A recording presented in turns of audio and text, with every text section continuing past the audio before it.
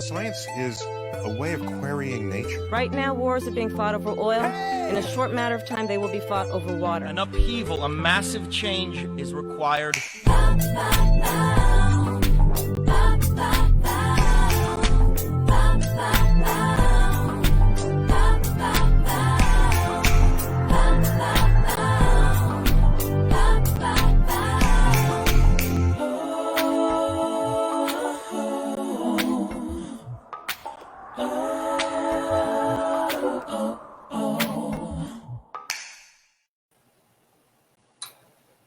Hi everyone, thanks for joining us this evening for the 5th episode of the Georgia Enviro Show.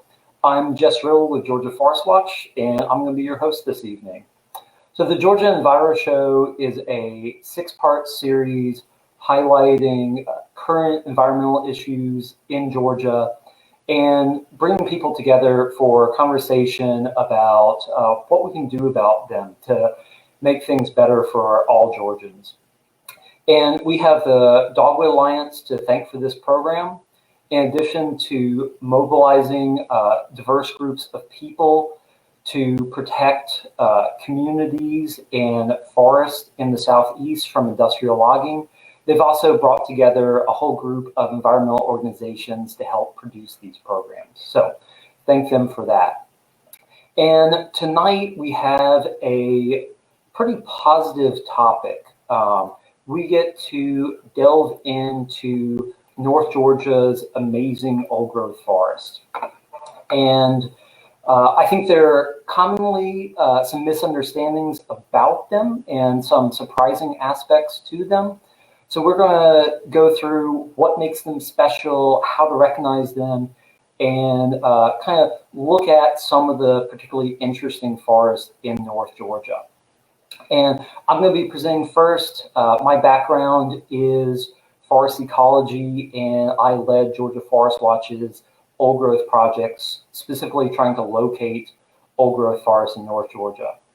And we're also lucky enough to have Cliff Shaw with us. Cliff is a retired forester who's been looking into old growth for decades now, and in recent years has done more research on old growth forests in North Georgia than anyone else.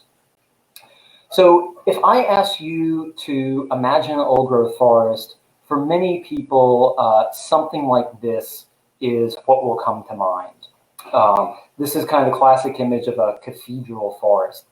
But this particular shot is actually not of an old growth forest.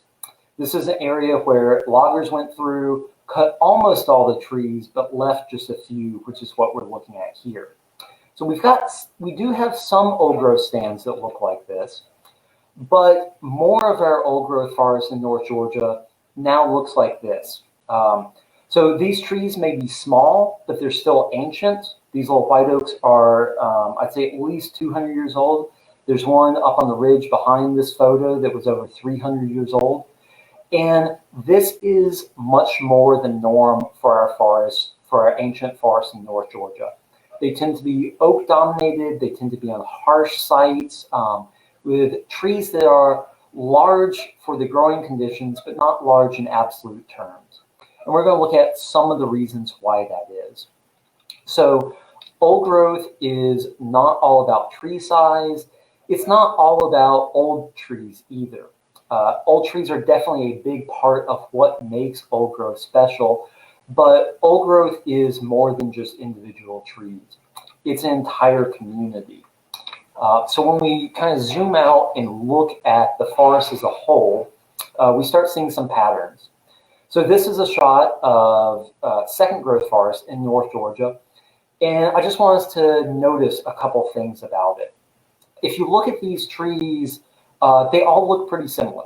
In this case, they're all the same species. They're all tulip poplars. So you're more likely to see that in a second growth forest, but second growth forests can have a fair amount of diversity too. But beyond the species, notice that they're all very similar in form. The forest as a whole is kind of pretty dense everywhere. So this is a relatively uniform stand. And that's pretty common in second growth forests. So contrast that with an old growth forest like this one, We've got a old tulip poplar over on the right. It's 250 to 300 years old probably. But the rest of the scene, a lot of trees probably around 50 years old. And this is very common in old growth forests. They tend to be very patchy. So in an old growth forest, if you've seen 1 acre, you've seen 1 acre. The next acre may look very different. And that kind of structural complexity is one thing that makes old growth valuable to wildlife. And that patchiness comes from natural disturbances playing themselves out over decades or centuries. And in the southeast, our most common disturbances are just one or a few trees dying at a time. It creates what we call a canopy gap. So in this photo, you can see that kind of blue opening caused by one large tree dying. And that kind of canopy gap formation is very typical around here. And again, that happening over decades or centuries is what leads to our patchy forest. So as a result, when we look at old growth forest, we see something like we see here, where there's some old trees on the left-hand side of this photo. There's a fairly young tree on the right-hand side. Right behind them is a fresh new canopy gap. And then back behind that canopy gap, we have more old trees. So within a very small area, we have trees of all ages, and wildlife species will find different resources in all these little patches. And that's one thing that makes old growth forests especially valuable wildlife habitat. And zooming back in on the individual trees, these same disturbances that are adding complexity to the forest are adding complexity to the individual trees. So here's a white oak, is just downslope from another white oak that we know is a little over 300 years old. And a storm has snapped off the main trunk and it's hollowed out some, and now there's a black birch growing out of that cavity. And that's the kind of thing that you won't really run into in younger forests very much. And of course, those kinds of disturbances to individual trees create wildlife habitat. This old black gum here is now serving as an apartment complex. And obviously, birds are going to use a lot of tree cavities, but it goes beyond just birds. We also have species like flying squirrels, and some of our charismatic megafauna can use tree cavities also. But obviously, they're going to need bigger cavities, and that's a resource that we can find in younger forests, but we're going to find a lot more of in older forests. And it's not just animals that benefit from trees developing as they get older. On the left-hand side of this photo, we have a longwort lichen. It's fairly uncommon in North Georgia, more common as we go farther north. And in second growth forests, it's almost exclusively on red maple trees. Something about the chemistry of maple bark is good for it. But in old growth forests, it seems to grow on a greater diversity of trees. In this case, it's growing in an old growth stand of eastern red cedar. And that's the only time I've ever seen it growing on a conifer. Normally, it's just on hardwood trees. And then another kind of element of the structural complexity of old growth forests are standing dead trees. We call these snags. And it may seem like when a tree dies, it's just going to waste, but that's not really the case at all. So this canopy gap created when this big tree died, it's creating an opportunity for those smaller trees that were underneath it to grow up. But the loose bark on a tree at this stage of decay can also provide valuable habitat. Bats often roost underneath big pieces of loose bark during the summertime. And brown creeper is a bird species that will build its nest underneath loose bark. And we're just at the southern edge of the range for brown creeper, but studies farther north have shown they preferentially use old growth forests, in part because of some of these specific kinds of habitat resources that old growth provides. And as snags continue to decay, they continue to provide really valuable wildlife resources. This tree is obviously, or the snag is obviously a good resource for woodpeckers. They're what's created all these holes in it. And the woodpeckers wouldn't be coming to this tree if there weren't insects already living in it. And some of those insects are going to be helping decompose the wood directly. Some of them are going to be feeding on the fungi that's decomposing the wood. So within this single dead tree, we have kind of an ecosystem unto itself. So again, snags, you can find them in second growth forest, but they're going to be more abundant in old growth forest. And the same thing goes for large fallen trees. So, you know, they are more abundant in old growth forests, both because we're letting trees go through their entire life cycle and die naturally, and also because with trees being relatively large for the site conditions, you have bigger pieces of wood falling on the ground, and they're just naturally going to take longer to decay, so you're going to see more of them. And again, these are important resources to support biodiversity. Over 100 species of animals can be associated with a single fallen log. And the other characteristic of large pieces of wood on the forest floor in old growth forest is that they're present in all stages of decay. So there's relatively sound pieces of wood that are freshly fallen. This one actually looks like it's pretty solid, even though it's been there long enough to have these lichens growing on it. But there's also pieces of wood that are almost all the way back to the soil. So again, this is creating more diversity of habitat as these logs rot. So to bring this all together in one picture, here's a fairly typical little patch of old growth in North Georgia. So we do have some old trees. We've got pretty old white oak over on the left-hand edge of the photo, some fairly old trees, one on the right-hand side and then one in the center background. But all around them, we have some mature trees, some much younger trees. So that this is very much an all-age stand of trees. And then on the forest floor, we see some freshly fallen logs on the right-hand side. On the left-hand side, we see a log that half of it's already gone back to the soil. If we were to move around, we'd see additional patchiness. And this is also oak-dominated, like many of our old-growth forests. So those are some of the values of old growth. But what is out there in North Georgia in terms of old growth?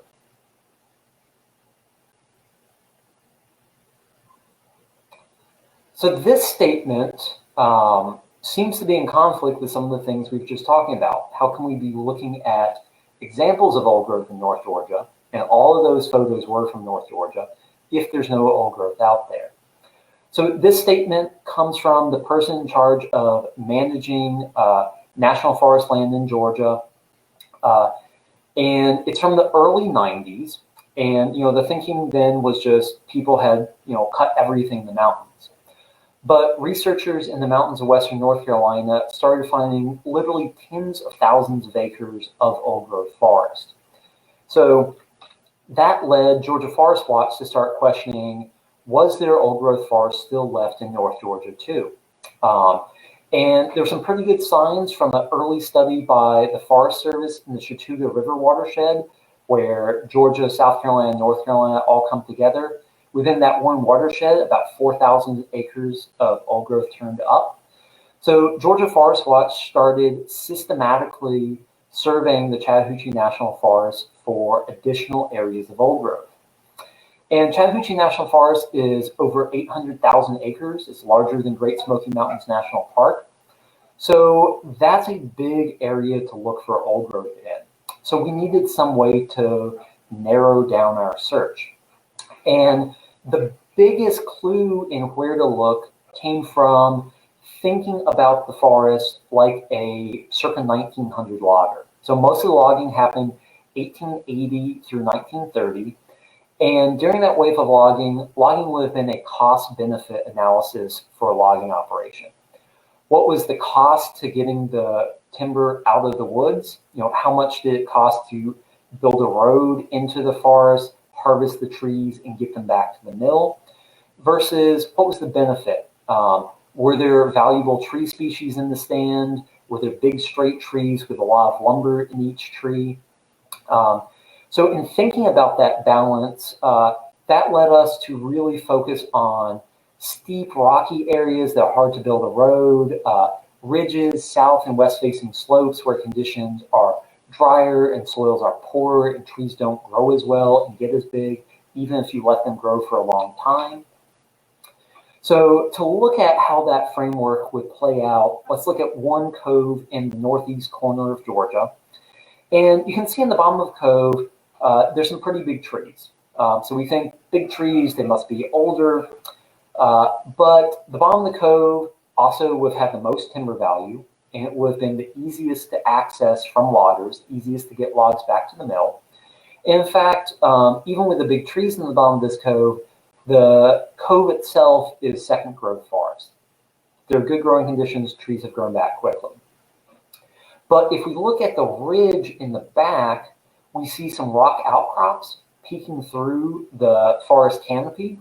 So those are almost vertical cliffs. So no way to build a logging road directly to the forest on top of the ridge or the upper slopes. And if we look at those upper slopes in that ridge line, we see that the tree canopies are way smaller than they are in the cove. So it's a relatively stunted forest, not that much timber value. So hard to get to, very little benefit to trying to log there. And we haven't visited this ridge, so we don't know if it's old growth or not, but we have visited some adjacent ridges and found some fairly large old growth stands there. So that's the framework of where we're looking on the landscape. And then when we get into an area, we often find a barrier at the edge of an old growth stand. So this is from near DeSoto Falls. In this waterfall, this is going to be a pretty clear barrier to a logging operation moving up this little stream. And in fact, when we go around it and look at what's up above it, this is what we find. So this is a large old white oak, very good timber value, would have been a valuable tree to log 100 years ago, but really hard to get to. And the other thing about this site is it's a fairly small basin. So there's individual high value trees there from a timber perspective, but there's not that many of them. So not a big incentive to go to the work to get around that waterfall. So sometimes it's a single big barrier. Often though, what protected old growth was not one big rock, but many little rocks. Many of our largest old growth stands are on our very rockiest mountains. This is a shot from the Cohutta Wilderness area in north central Georgia. It's now one of the most remote areas in all of North Georgia. But around 1900, or it was logged from the 19-teens through the 1930s and was logged by railroad. In that logging scenario meant the Cohuttas were logged quite thoroughly. So there's very little old growth left in them, but one of the few patches is in the middle of this giant talus slope. It was a really hard area to pull trees out of. And again, not great growing conditions. So, you know, that tree in front of us here, maybe there's one 8-foot log in it. That's about it. So that's where we're going to look. So how are we going to recognize old growth when we get there? Well, one of the defining attributes of old growth, even though it's very variable, is a lack of human disturbance. And sometimes there'd be a really clear sign of human disturbance, like the remnants of the chimney from a farmhouse here. So if there's a farmhouse, the surrounding area would be farmed, no way for it to be old growth. Most often, our sign of human disturbance in the mountains are old logging roads. So this gentleman here is standing on an old logging road. It's cutting across the slope in front of him, kind of following the contour. And if you get off the trails and just take off up a mountain slope in North Georgia, you will almost always find logging roads before too long. Our mountains are crisscrossed with old logging roads. Some of them dating from that 1880 to 1930 logging boom, some of them more recent Forest Service logging roads. And those roads were almost all built for the purpose of logging. So if you find an old roadbed, it's very rare to find old growth forest around it. And then we might think that cut stumps would be one of the clearest signs of past human disturbance in logging. But North Georgia is a warm, moist area, really good conditions for decay fungi. So for most tree species, the wood simply isn't going to last 100 years, so the stumps from logging are long gone. The one exception to that is American chestnut. American chestnut was a tree species that packed its wood with tannin, which made it really decay resistant. And that also made the wood valuable lumber. That decay resistant was a real attribute for it. And chestnuts were also a very large, often straight tree, so they were a really good timber species. So if a logger was going to log anything in the area, they would likely pull out the American chestnut. So when we find uncut chestnut logs like the ones in the last photo, or standing old chestnut trees like the bleached snag on the right here and the other bleached snag in the kind of center background, that's a really good sign that there was no logging at all in that area. And then we can look at some structural attributes of the forest for clues to whether it's old growth or not. So earlier we talked about old growth having an abundance of standing dead trees and also fallen dead trees. Some of those trees in a natural forest, when they fall, they would uproot and they take a lot of soil with them. And then as that root ball decays, you're going to wind up with a little bit of a mound, like this, the more bare soil on the right, and a little bit of depression, which we see on the left. And we call this pit and mound or hill and cradle microtopography. And we can have this in a younger forest. There tends to be more of it in old growth forests. These little features on the ground surface can persist for hundreds of years, but they were often destroyed in logging practices. And then the trees themselves can be the best clues for whether or not we're in an old growth forest. And species is one important part of that. So this is a big yellow Buckeye tree growing in Ramp Cove up near Hiawassee. And yellow Buckeyes are very, very slow growing species. They're very good at growing in the shade, but they need those canopy trees above them to die to get a little more light and accelerate their growth and really mature. So they are waiting in the understory for decades or a century more for a canopy gap to form above them. Now, most of our forests, they're just now getting to be mature. They're just now starting to form canopy gaps. So there haven't been many opportunities for Buckeyes to grow up into the canopy. So in North Georgia, we have lots of coves with little Buckeyes in the understory, but very few coves with mature Buckeyes like we'd expect to see in an old growth cove forest, because our forests haven't gone through those multiple tree regenerations that a shade-tolerant species like Buckeye needs to mature. So when we do see a forest with a lot of species that will tolerate a lot of shade, when we see a lot of large ones of those, that's another clue that we're in an old growth forest. Now, of course, the most direct sign of old growth is old trees. And we often, in order to document old growth forests, want to document the age of some of the old trees and know their age precisely.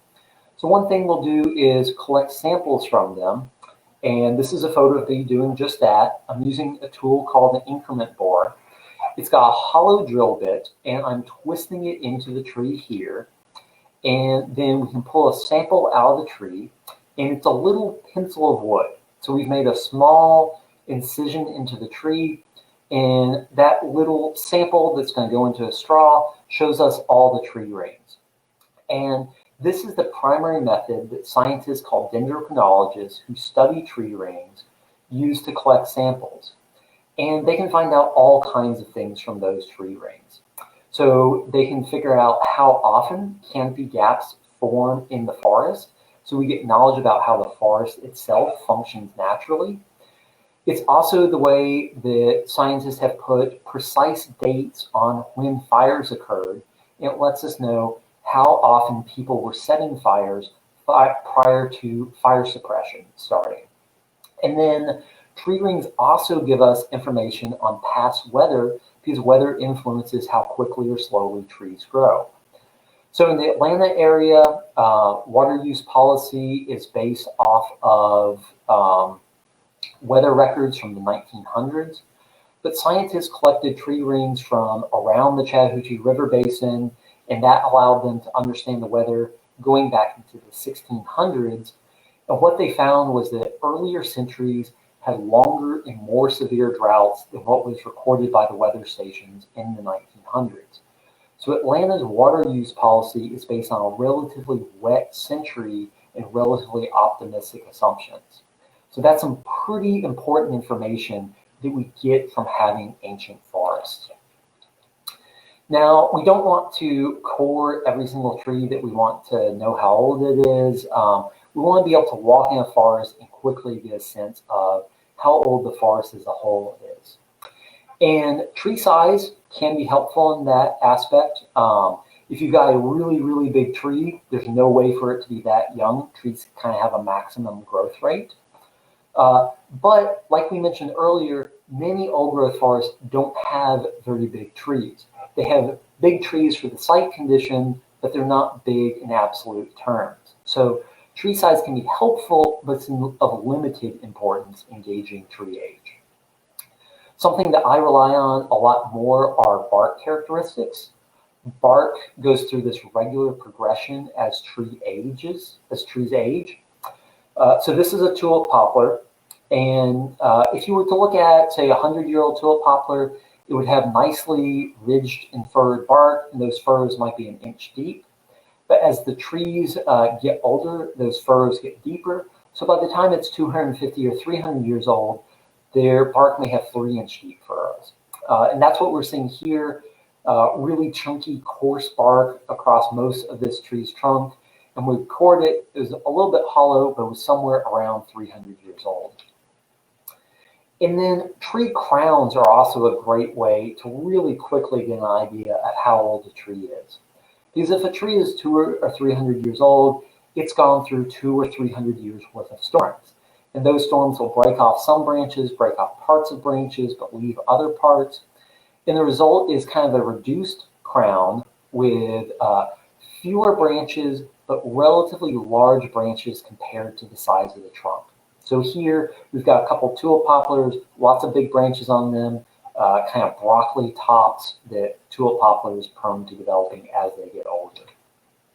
And another species that shows this really clearly is white pine. So on the left, we've got white pines, or maybe about 100 years old. And you can see they kind of have bicycle spoke branches. The branches are long and thin, and there's a whole bunch of them. Compare that to the white pine growing in an old growth forest on the right, then we see a much more irregular crown. There's still some small branches, but now we have some very big branches also. And in the lower left of the photo, what looks like a smaller, younger white pine, that's actually where a very large branch has come out of the trunk and then turned up and started growing a whole new crown. And that's the kind of structure that you're just not going to see on a younger tree. So to drive home this point, we've got two chestnut oaks, so same species, and they're growing on the same ridge, 50 or 100 yards apart. On the left, we've got the younger one again, and you see in the middle, again, fairly long straight branches. All the branches are pretty similar to each other, versus the silhouetted tree on the right. The crown is down to kind of 3 big branch systems. Each branch has a lot of twists and turns in it, a lot more character to the individual branches. So overall, much more complex and gnarly crowns on older trees. So to give a few examples of this with ages, this is the chestnut oak that we saw a photo of me coring earlier. The bark's got some chunky sections, but it's also got some more worn sections where the bark is even finer textured. And the crown, a little bit irregular, but not giant branches. And this tree was right around 200 years old. And then here we have another chestnut oak, finer textured bark, probably from growing quite slowly. And we see quite large branches. Each one of those big branches has a place where it's broken and lost a big piece of the branch. And a pretty stout tree overall, again, pretty poor growing conditions. And this chestnut oak was around 300 years old. Here's an example for a white oak, fairly smooth down bark on this tree. And the crown is full with good sized branches, but not really broken up that much. and this tree was about 200 years old. And then on the same mountain, here's a smaller white oak. This tree was only about 1.5 feet in diameter, kind of worn down trunk again, and really reduced crown, just these two big branches. And that means it's not going to have that big of a leaf area, so it can't pull in that much carbon and can't grow that quickly. So 18 inches in diameter and just under 300 years old. So we did this survey all across the Chattahoochee National Forest in North Georgia, 750,000 acres. What do we find? So we now know of about 17,000 acres of old growth forest in North Georgia. So that's about 2% of the national forest land. If we include old growth forest that we just haven't documented yet, maybe 3% of the national forest is old growth. The private land was where the better farmland was, easier access. So it's likely that private land in North Georgia has a much, much lower percentage of old growth forest. And then you go down to the Piedmont, there's not really many steep slopes, there's not swamps, there's not really any barriers to exploiting it. So the Piedmont has very little old growth. So these 17,000 acres are probably the majority of the old growth in North Georgia. Now we do know of over 100 stands. They range in elevation from 1,400 feet to over 4,000 feet. And they range from 3 acres to 1,700 acres. That biggest 1,700 acre stand, that's on Grassy Mountain, which is in the Cahutas. So that's the westernmost blue blob on this map. And then these old growth forests, we found out they're predominantly dominated by oak trees. Most of them not very productive sites, just moderate sized trees. Most common species is chestnut oak, and the second most common species is white oak. So that's the big picture patterns of our old growth forest in North Georgia. And now we are lucky enough to have Cliff Shaw joining us. He's a retired forester who's been researching old growth in North Georgia more than anyone else in recent years. And he's going to give, and he's also been exploring some newer techniques to locate new old growth forests. And he's going to give us a deep dive and a couple different perspectives on one of the most remarkable old growth stands in North Georgia. So want to welcome Cliff to the studio now. Thank you, Jess. That was great. I even learned something again. Always Well, learn. I am sure I am about to learn something from you now, Cliff. So welcome. Thank you. We're going to talk about Mill Creek. Now, most people probably never heard of this particular Mill Creek or know where it is, or maybe even after the presentation really care. We know a lot about old growth that we just heard from Jess. What I'm going to focus on is a story, because every patch of forest, every tree, every area has got a story behind it. Jess talked about old logging roads. 99% of those cases, we have no idea what happened, just other than a rough idea. In Mill Creek, we kind of have a good history of what happened. So that's what I'm going to focus on, the history of this one area. Rare, I say rare because less than 5% of our old growth remains on the Chattahoochee National Forest. We could quibble on that number, but it's not very much. This upper Mill Creek watershed contains one of the largest and finest of these areas on the forest. This is a little different area than what Jess is talking about with the stunted white oaks and others on the top of a rock pile. This was a very rich and lush area that would have been easy to log, so therein lies the story. First of all, where is Mill Creek? Well, back up, Jess. Where is Mill Creek? You see where Suches is in the National Fish Hatchery, Dahlonega. You get a good idea. It's in the Ed Jenkins National Recreation Area. It's about a 3,000 acre watershed. All right, I set out 2 years ago to what I call do a personal survey of Mill Creek's old growth. And I had at my toolbox the use of Google Earth and this great Avenza map app. So I was able to go on Google Earth and find these big trees scattered around Mill Creek and then plot them on this Avenza map app and then actually go out, find the trees, photograph them, measure them, and get a good idea of where the old growth is in Mill Creek. All this technology was not available to Jess, unfortunately. So what we found, my partner and I, that's Sue Harmon in the photo, is an amazing stand of large trees, tulip poplars, white oaks, red oaks, chestnut oaks, a beautiful stand on relatively flat ground. Again, this is not your gnarly, stunted stuff on top of a ridge. Some of the trees are huge. This is a 16-foot circumference tulip poplar, and on the right is a ancient black gum tree, one of the oldest trees in the forest. These can live for 200-300 years and not really get much larger than that. One thing Mill Creek has that most areas on the forest is its original chestnut stand, albeit fallen on the ground because this was never logged. And I'll go into the reasons in a minute. So everywhere you go, you can see where the chestnut and how dominant it was in this stand.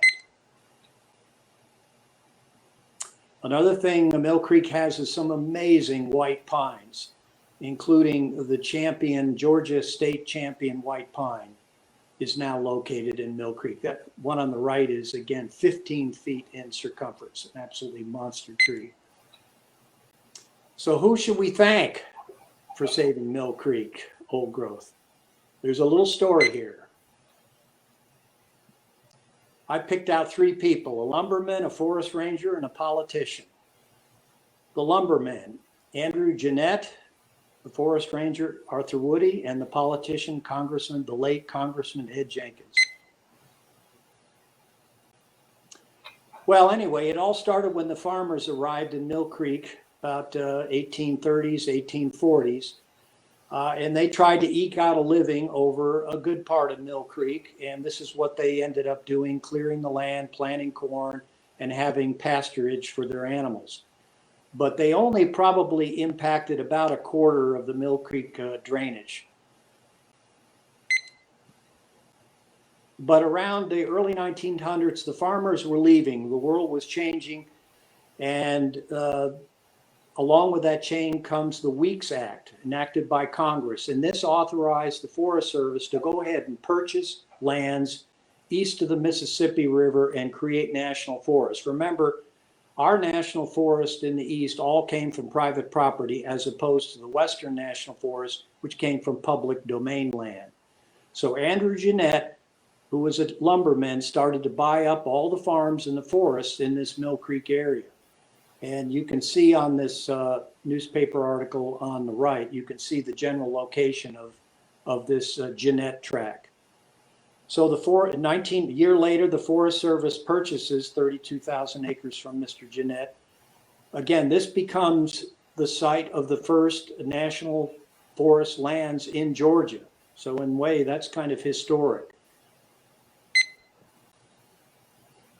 Our next person of interest is Forest Ranger Arthur Woody. And he's one of my favorite because I live in the Suches area and he's from Suches, so he's kind of a kindred spirit. Anyway, this information on the right comes from an article written about him dated from the 1950s.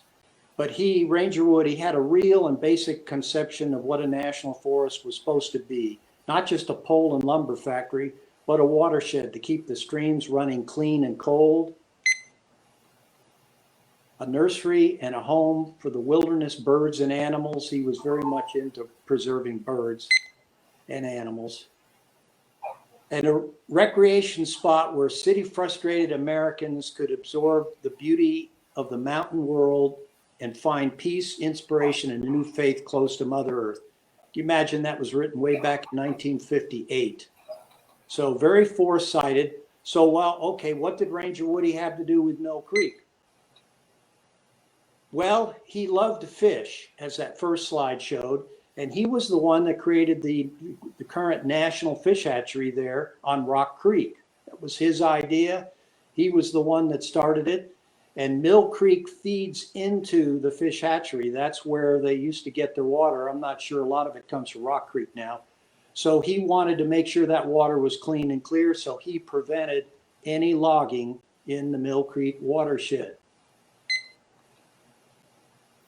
And that pretty much lasted up into the early 80s, right up into the mid 80s. The little red star is shows you where Mill Creek is, and you pretty much see around there, there's no roads. And again, this was a roadless area, no roads. And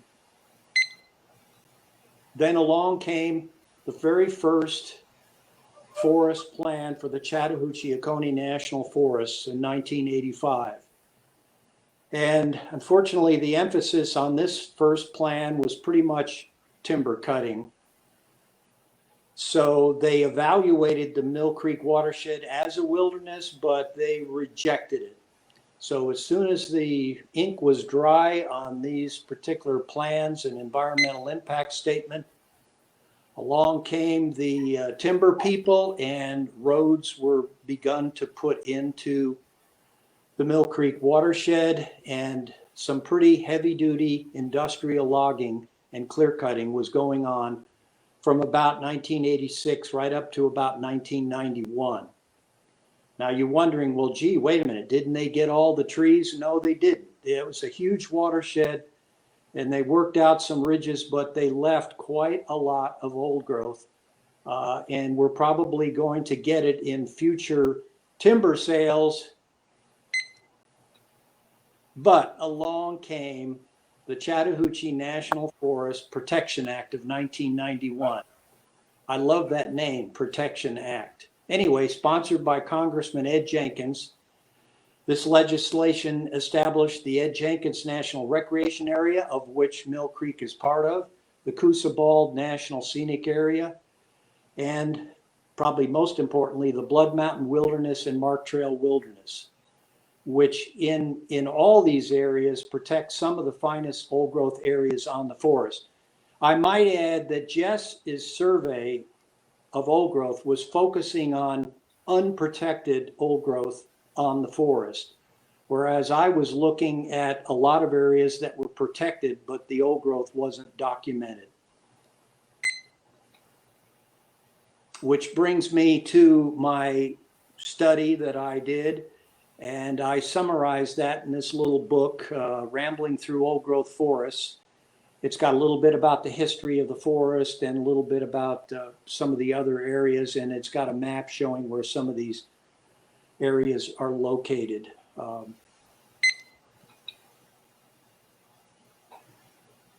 But what my survey showed was we still have more undocumented old growth areas out there that are still being discovered, which need protection. And so there's more out there. They're not quite as big as some of the stands Jess found, but they're 3, 4, 5, 10, 50 acres of valuable old growth. And that's why we need everybody's support in trying to preserve these areas of our original forest heritage. This is our heritage, and I think I personally feel strongly we need to keep these around for future generations. Anyway, that's what I have to say, Jess. It's back to you. Hey, Cliff, thanks for running through that area with us and for doing all the research. To me, it's a clearly exceptional area, and it survived when a lot of other places didn't because it's got an exceptional history. So thanks for taking us on a tour of that area. And I want to just follow up on that last point a little bit. These places still need our help. So this is a photo of from an old growth forest on Bushy Mountain in North Carolina. It's near Highland, so just over the state line from Georgia. And it's in the Southside Project. And the managers there decided the best thing to do with these few acres of old growth oak is to cut them down. And that's not for any special purpose. Their goal there was just to create young forest. And that's something that can be done literally anywhere, anywhere there's forest. So old growth is still under threat. And, there's other bad projects in that same area that were developed by, the same manager.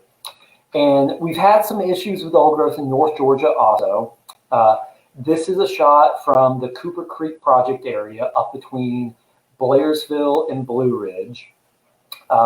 And initially, the Forest Service was planning to cut about half of the trees in this old growth stand.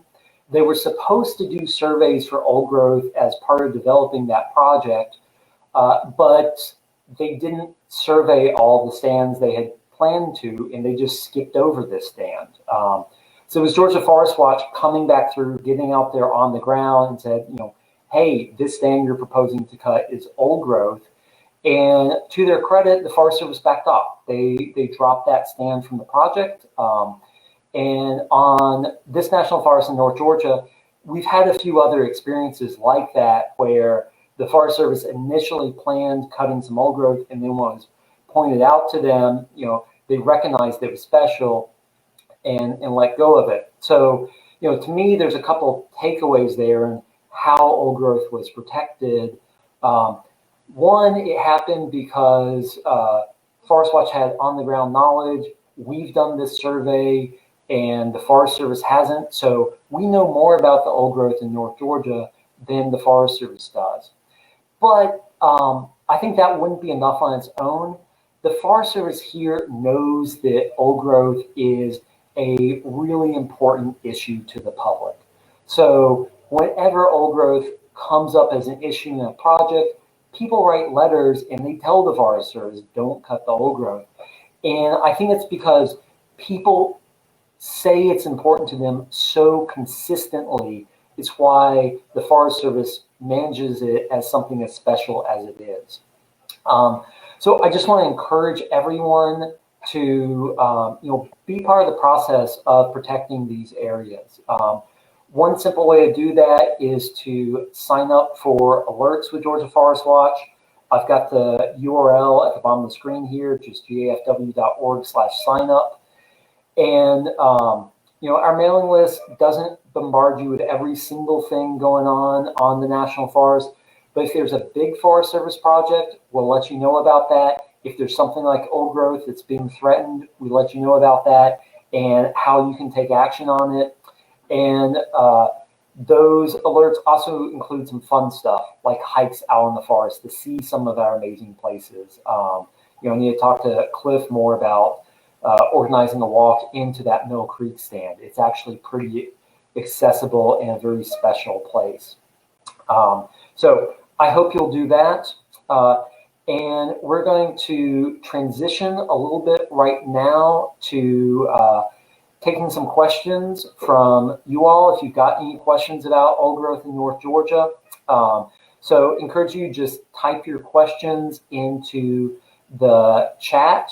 And also, if old growth is important to you, if you would just type in the chat why. Tell us what makes it special, valuable, important to you, and we'll be able to use those comments later on. So while you're thinking about why old growth is important and any questions you have, I just want to thank you all for being here tonight. And we'll bring Cliff back in, and you may also hear from Andrew Linker with Georgia ForestWatch or Colin Poe from Dogwell Alliance. They're helping us monitor the questions. All right, thanks, Cliff. This is Andrew. I just wanted to start off with a question we have from a viewer for Cliff regarding the history of the Mill Creek area. Margaret says the mound at Falling Root is a good area to find artifacts. Have you found any interesting artifacts by chance? So I have not. That makes total sense to me. I've found artifacts where a fire's gone through an old forest and bared the ground a little bit, but haven't specifically looked at those hill and cradle areas quite enough. What about you, Cliff? Well, not really. Again, Mill Creek has got a pretty good duff coverage, and you just wouldn't see the artifacts in that area, which is very typical for most of our old growth areas. It's got a pretty heavy layer of leaf litter, and you just don't see the bare ground where you need to be able to see the artifacts. And then another question was, Cliff, do you know what sort of fish were hatched at Mill Creek? Well, I think that they're using the rainbow trout and the brown trout is what they're raising, not the native brookie trout. I think that's been the key fish that they raise in the fish hatchery. Cool. Both of those are non-native, by the way. The rainbow and the brown trout are not native to North Georgia, only the brook trout. And So, go ahead. someone else was asking about, I mentioned that the Atlanta's water use policy was based on a relatively wet period, and they were asking about what does the future look like. So just over the last 70 years, we have records from Southern Appalachians to North Georgia showing that climate is changing. We are getting warmer in North Georgia. Rainfall hasn't changed that much over the last 70 years in terms of total amount. What is happening, though, is that rainfall is coming in shorter bursts, so more intense rainfall. And that's important because when rain comes harder, it means more of it runs off into the streams immediately and less of it is absorbed by the ground. So there's going to be less water available for trees and other plants, most likely. And the other factor is that as conditions get hotter, water evaporates from the soil more quickly. Trees and other plants use more water. So there will be less water supply and more of a demand for water from plants. So we are going to see increasing drought stress, and that could definitely pose problems for specific species.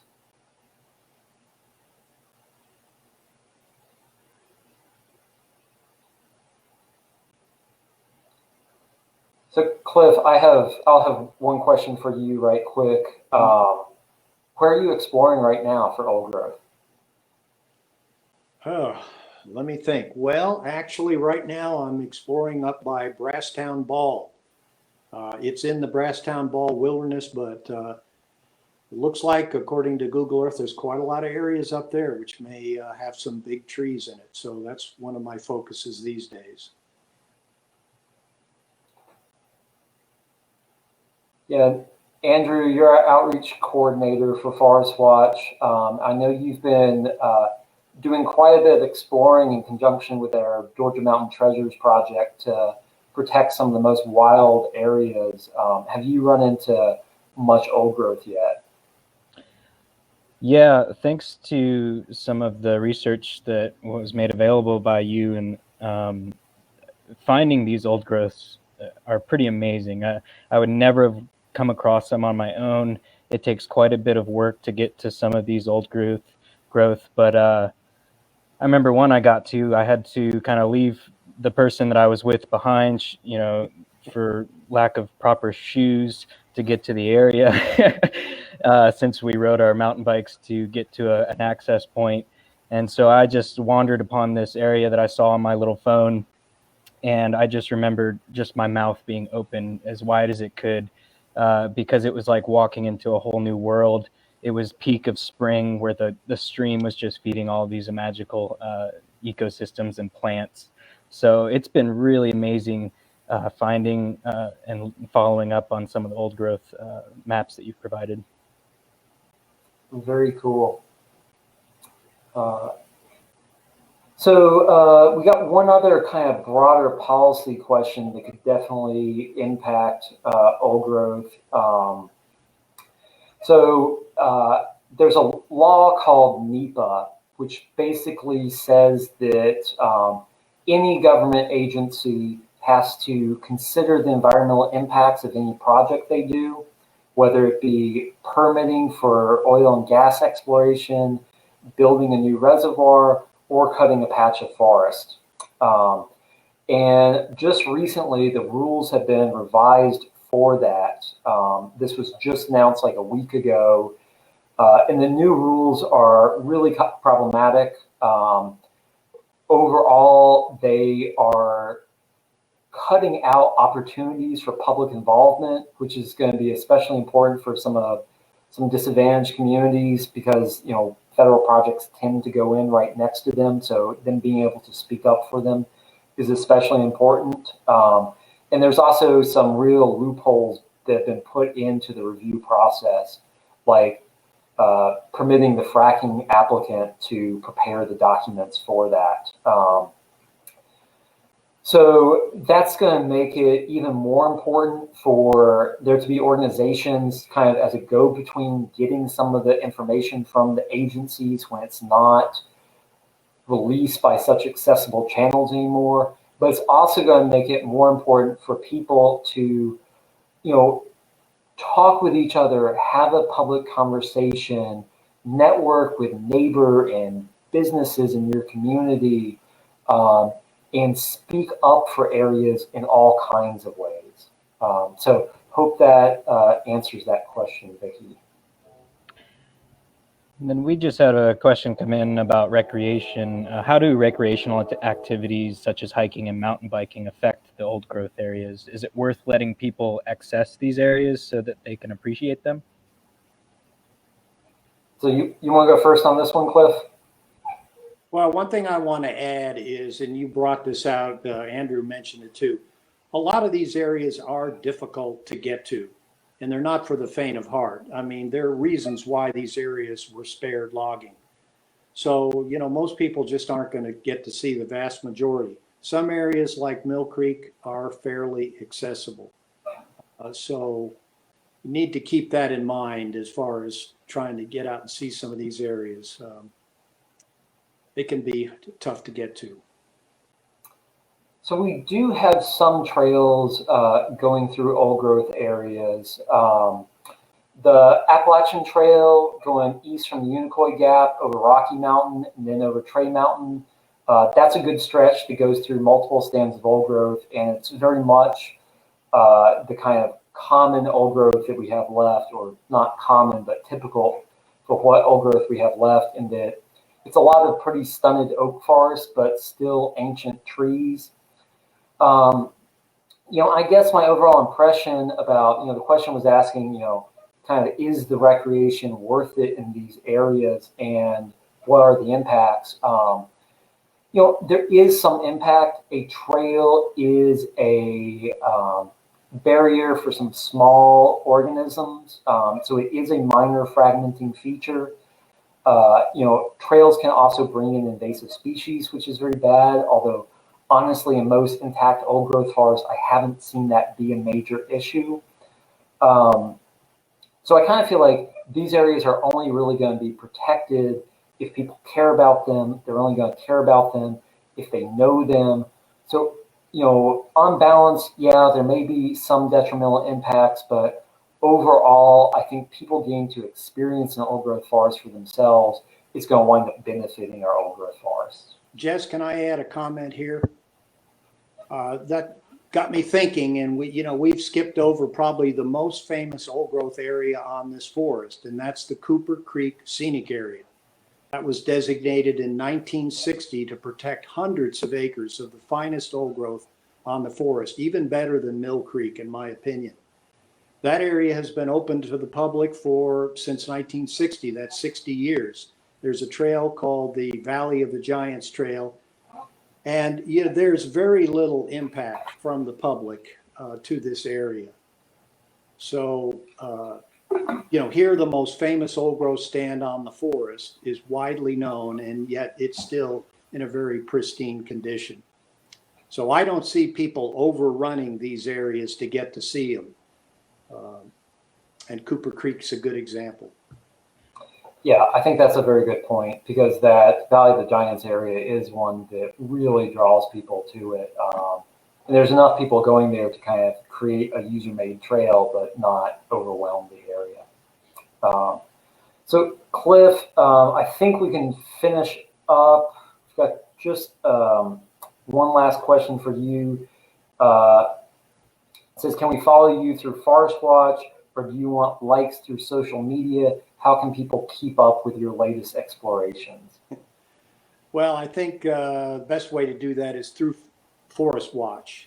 I think if you follow ForestWatch, I'll try to get some of the results of what I'm working on through to Jess and Andrew and to see if they want to put that out on some of their sites. I don't personally have this sort of thing going on, but I might be willing to do that through Georgia ForestWatch if there's an interest.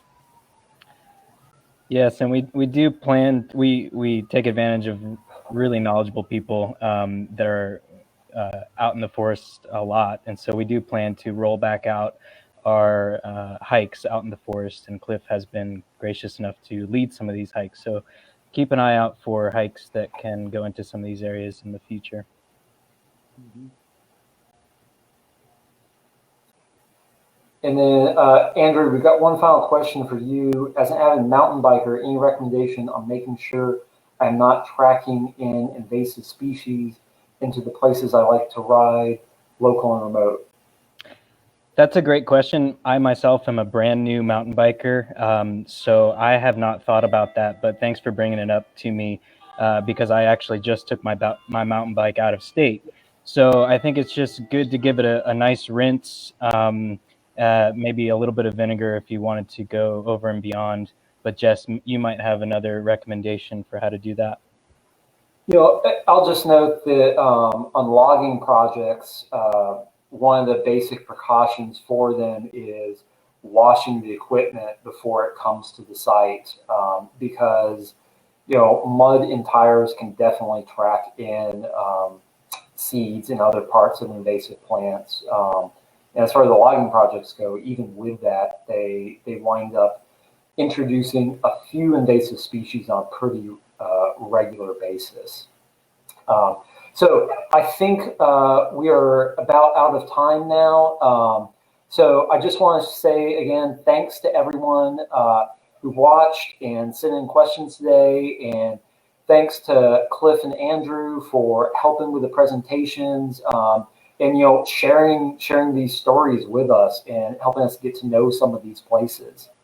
I'd like to invite everyone back next week for the season finale of the Georgia Environmental Show.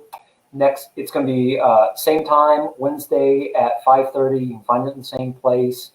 And next week, we will have Georgia Interfaith Power and Light presenting. So hope you can join us, and thanks again for watching.